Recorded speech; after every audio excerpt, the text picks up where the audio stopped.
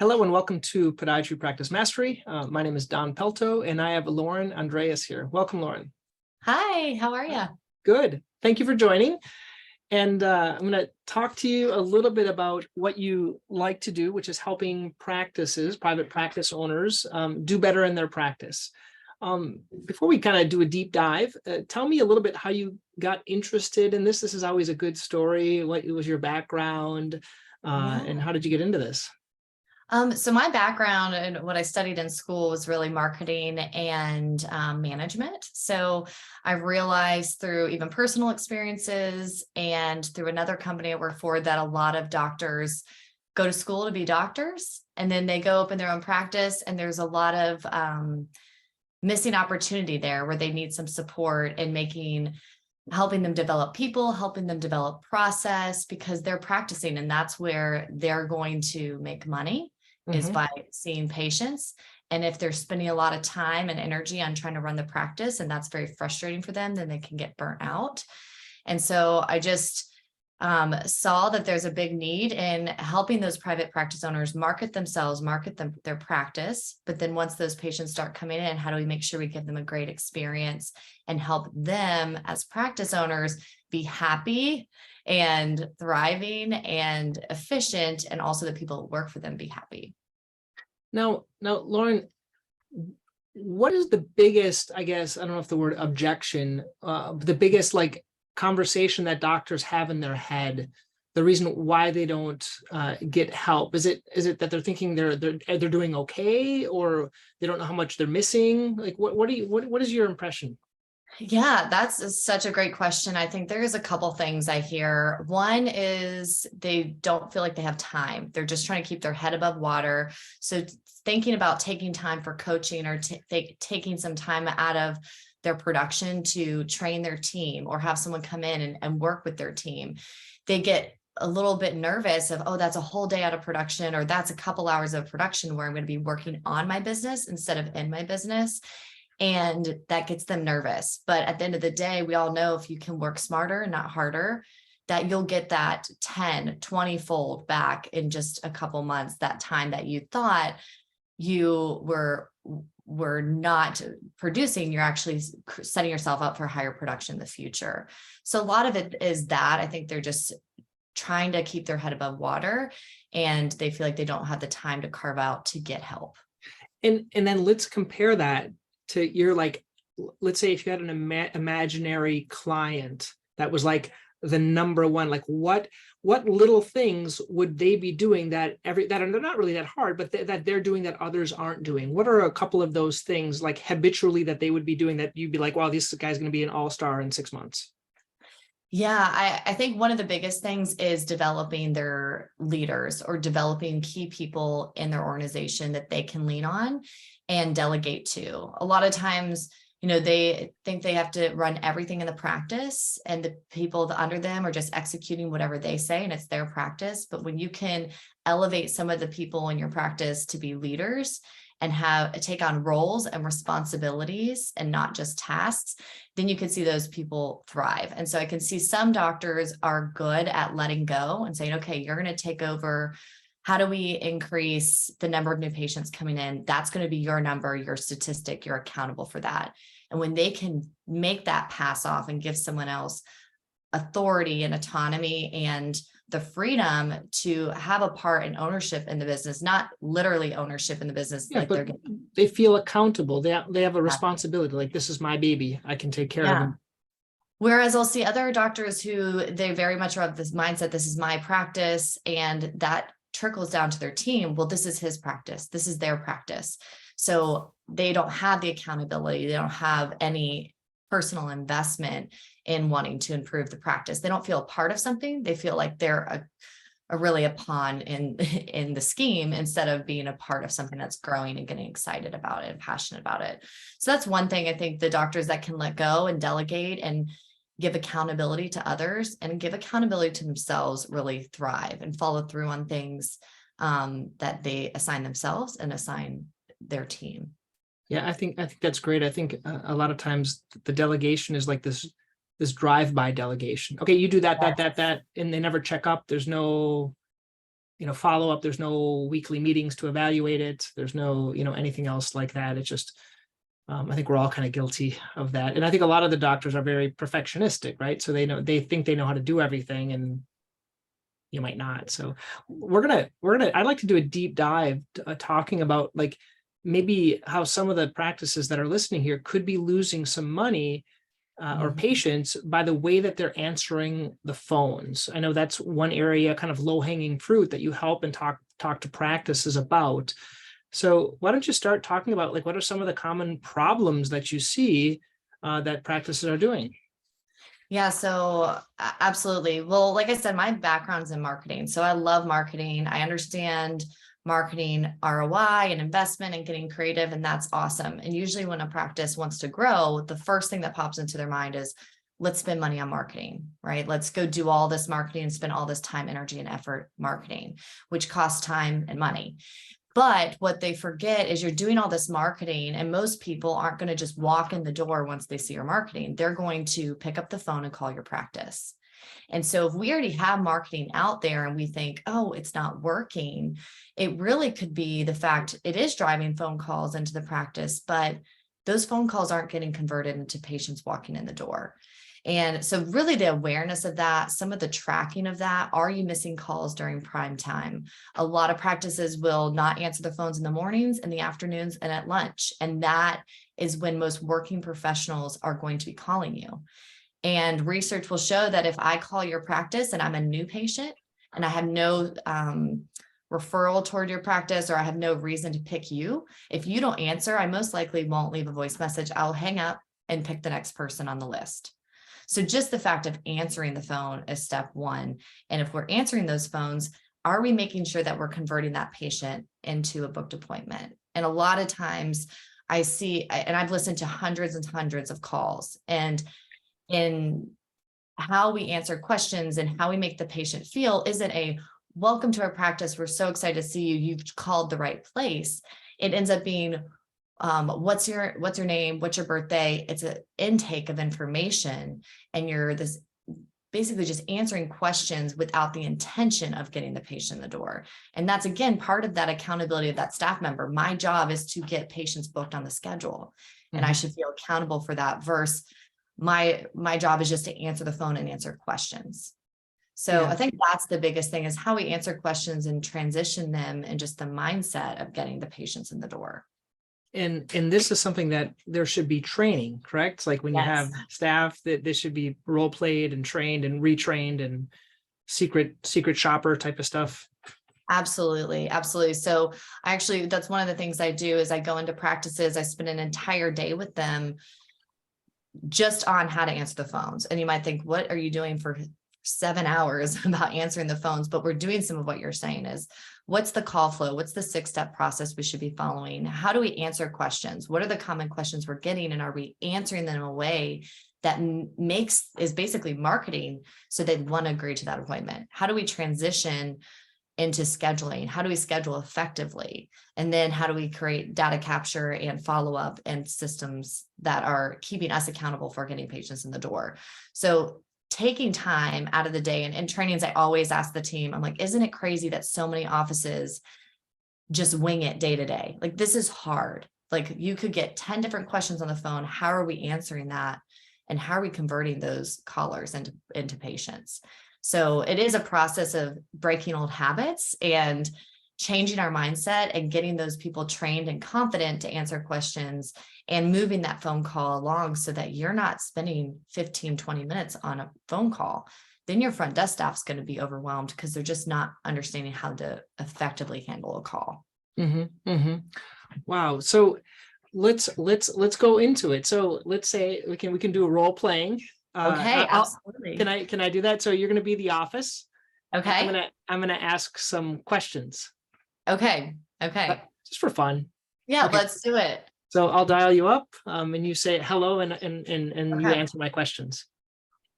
All right. Ring, ring. All right. Podiatry practice. This is Lauren. How may I help you? Hi, Lauren. I wanted to see if you take my insurance. We do work with all insurance companies. I'd be happy to do a benefits check for you. How did you hear about our office? I heard of you. I Googled you. That's why I Googled you. Oh, you Googled us. I'm so glad you found us. Let's go ahead and get you scheduled. Do you prefer mornings or afternoons? I just wanted to check. I have this I think it's free care or mass health type of thing. I just wanted to see if you guys, some places don't take that insurance. So in this role play, so to pause for a second, in this role play, it would depend on if we actually did take that insurance, Okay, right? if you don't. If I don't, then I would say something along the lines of, we are not in network with that insurance, but we have plenty of patients that come here because of the quality of care we provide. How did you hear about us? And I consistently go to making the insurance not the sole focus of the conversation. And it's true, because mass health is like not free care, but we don't take it, but we see tons of patients that they just either can't get in, or they don't get the quality of care, or they just want to see someone else. Exactly. And so that's where we kind of get caught up, or the people on the phone get caught up and say, oh, they just would answer that question and say, no, we don't take that. That sounds to me as a patient, we don't see you. We can't see you. Instead of leaving that door open, you still want to answer the question honestly. We aren't in network with that insurance, but we do have plenty of patients who come here because of the quality of care we provide. And we'd be happy to welcome you as a patient in our practice. And then I also do have some practices who offer a complimentary benefits check, because sometimes there is some coverage that those patients can get, and it's just the unknown that scares them. It's not necessarily that they are going to owe thousands and thousands of dollars, or it's going to be so different than in network. Yeah. I like that. Even the benefits check of like, just in what, well, okay, so it's not covered, but then what is it? Oh, it's $150. Well, that's not that bad. Or $200. Exactly. You know, it's the unknown.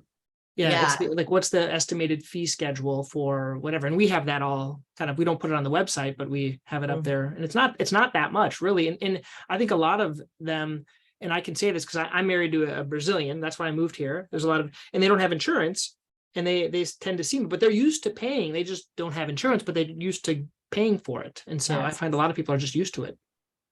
Right. And so it's good to break down the barriers that the person may have, or the preconceived notions. And often the staff members, I'll listen to tons of calls where staff members just say, no, we're not in network, but you know who you could try is blah, blah, blah, blah, blah down the street. Yeah, 100% people will say that because they're thinking I'm being helpful, when they're forgetting, like, your job is to get the patient in the door. And if they believe you're the best doctor for that patient to see, then give them the option to come in. Because we all know we pay for what we find more valuable. So when you do answer questions, and how your first impression will make your practice seem more valuable, which makes that $150 worth it, rather than $0 that maybe I would have to pay somewhere else. Yeah. How do you, let's talk switching, because I'm interested in this stuff. This is funny. I love it. Let's talk about money. That's always kind of a thing that no one likes to talk about.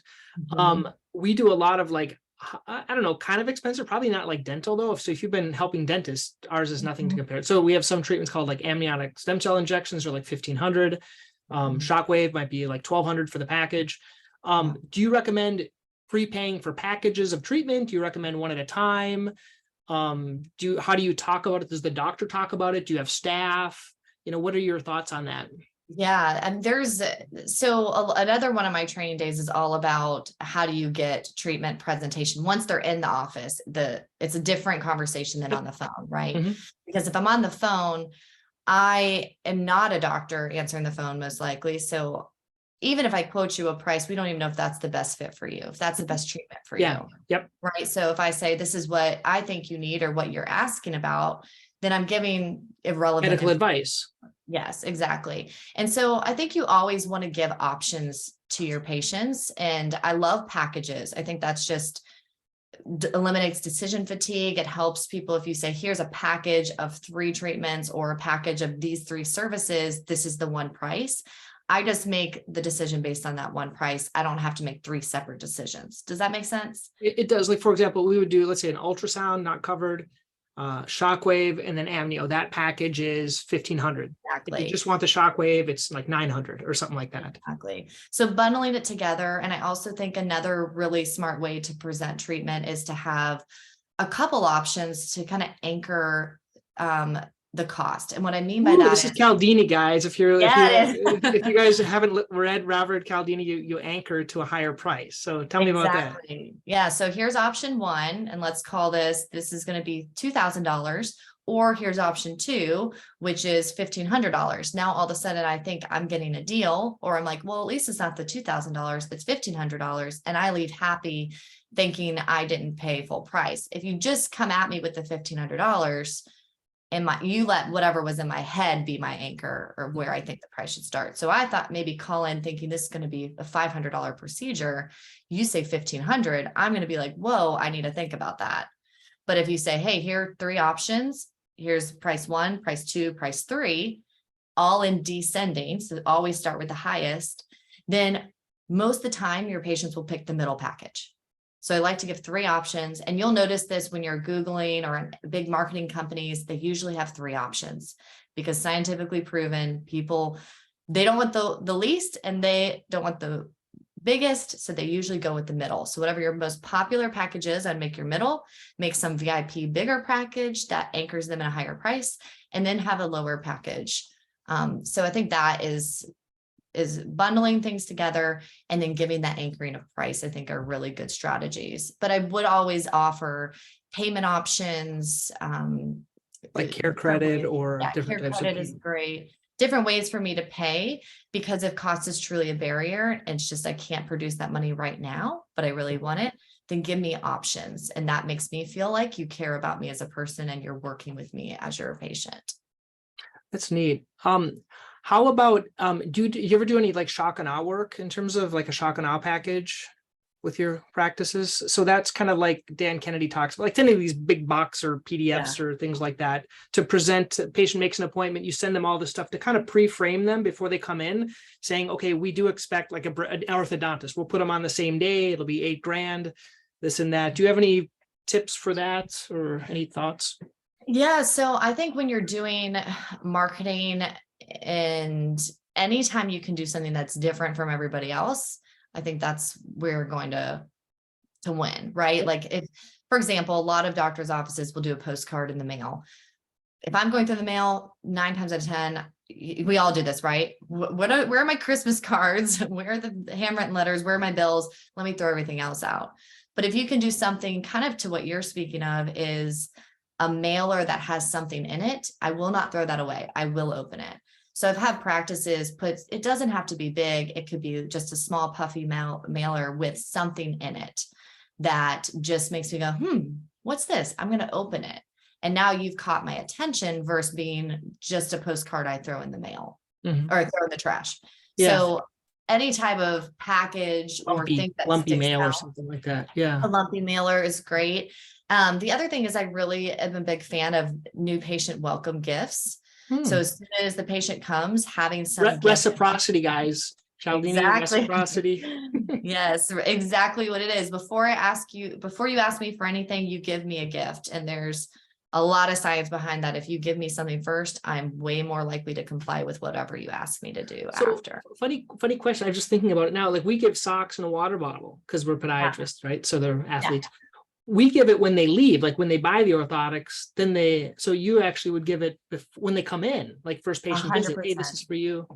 Yeah, before, because at that point they're like, okay, well, I gave you my time, my money, and now I get a pair of socks. Like that's their thought process, right? Whereas if I walk in, I have done nothing for you and you hand me a gift, even if it's a socks and water bottle, I'm like, oh, wow, this is a surprise. This is a delight. Versus at the end, which is still great that you're doing that.